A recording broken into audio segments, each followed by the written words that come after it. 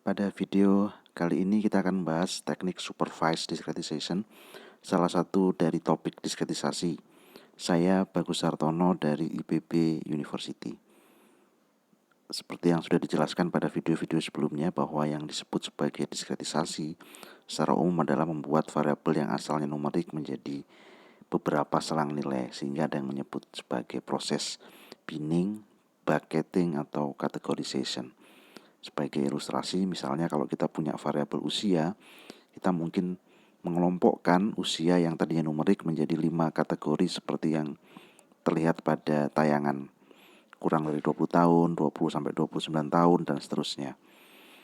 Atau kalau kita punya income per bulan, misalkan pendapatan, kita mungkin mengelompokkan dalam 3 kelompok, yaitu kurang dari 5, 5 sampai 10, atau lebih dari 10 juta rupiah per bulan. Nah, caranya seperti apa melakukan diskretisasi itu? Ada dua kelompok teknik secara umum. Satu disebut sebagai unsupervised discretization dan yang kedua adalah supervised discretization.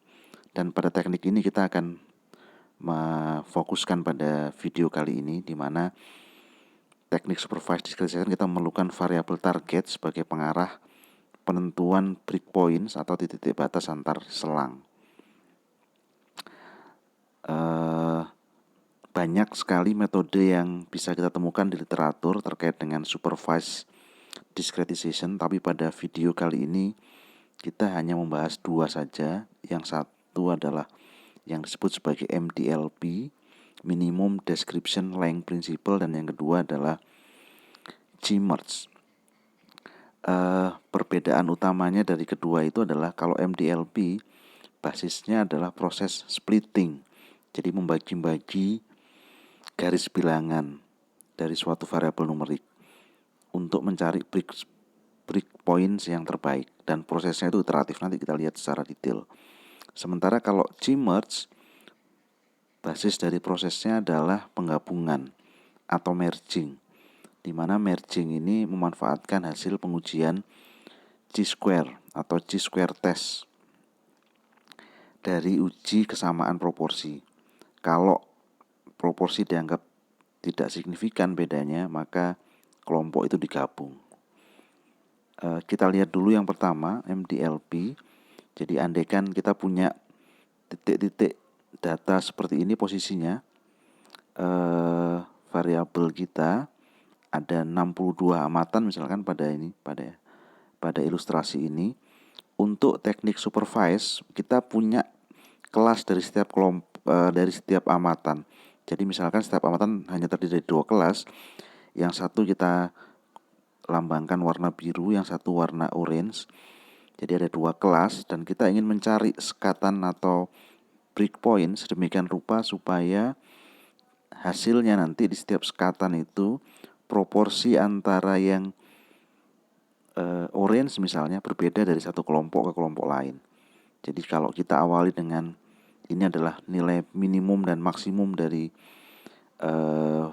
data kita, yang akan dilakukan oleh MDLP adalah mencari kandidat breakpoints. Jadi breakpoints itu adalah pemisahnya nanti. Ini yang berwarna kuning ini adalah kandidat-kandidat yang mungkin akan menjadi breakpoints nanti. Nah, yang dipilih yang mana? Yang dipilih itu adalah yang memberikan information gain paling besar. Dan itu kalau kita cari pada ilustrasi ini, kira-kira akan terjadi pada titik ini. Jadi ini yang adalah breakpoint yang pertama. Kalau kita bisa lihat, yang di sebelah kanan itu 100% berwarna biru. Sementara yang sebelah kiri antara kuning dan atau orange dan biru relatif berimbang. Nah, kemudian proses yang sama akan dilakukan pada subset atau pada bagian yang di sebelah kiri dan kemudian juga yang di sebelah kanan. Tetapi kalau Anda lihat, yang di sebelah kanan itu semuanya biru, sehingga tidak mungkin lagi kita mencari breakpoint. Jadi sehingga untuk yang sebelah kanan algoritma sudah berhenti. Nah, dengan kata lain, tinggal kita lakukan pencarian breakpoint pada yang di bagian kiri. Seperti yang tadi dilakukan, kita cari semua kemungkinan dan yang terbaik atau yang memberikan information gain paling besar itu adalah breakpoint yang kedua. Nah, Kalau Anda lihat misalkan pada breakpoint yang kedua, yang di bagian kiri dari breakpoint kedua itu didominasi oleh warna orange. Kemudian tahapan berikutnya adalah seperti itu lagi. Yang di sebelah kiri kelihatannya tidak bisa lagi dipisah. Kita lanjutkan yang di sebelah kanan, kita akan dapat breakpoint yang ketiga seperti ini. Dan ini adalah hasil akhir dari algoritma MDLP. Bagaimana untuk algoritma G-merge? Kita lihat ini adalah kandidat-kandidat breakpoints yang mungkin kita pilih. Yang dilakukan adalah kita lihat yang paling kiri, dua selang yang paling kiri itu akan dilakukan uji chi-square untuk menguji apakah proporsi dari kelas orange sama besar. Seandainya sama, maka atau terima H0 hasil ujinya, maka dua selang itu akan digabung. Dan misalnya saja hasil pengujian mengatakan terima H0, maka kedua bins itu, kedua selang itu akan digabung. Sehingga seperti ini hasilnya.